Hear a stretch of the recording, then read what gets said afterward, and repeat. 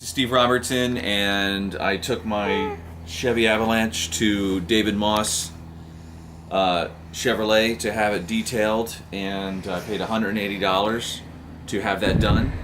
And I took it home, and the very next morning it had the stink was so bad in the interior that I had to take it right back up there. I went to Bob there in the service department and said, whatever you do, get rid of this smell. It's the worst smell I've ever had in my truck after I just paid you $180 to detail it.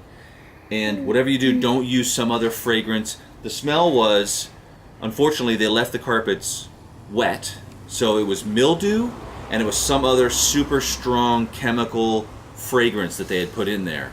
And it was unbearable. I had to drive the truck with all the windows down and the sunroof open to take it back up there.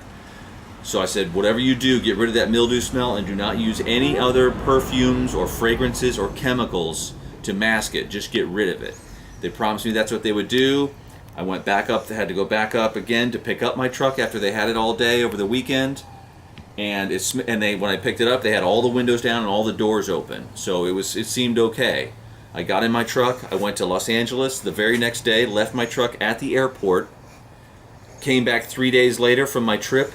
I couldn't even drive the truck without having all the windows open again and the sunroof open, and even then the smell was unbearable. It's a chemical perfume smell that is awful. So so when you go to David Moss Chevrolet to have your truck detailed, this is what you have to do. You have to come home and take a giant bag of baking soda and get rid of the smell that you paid them $200 to get rid of. So I want you to come over here.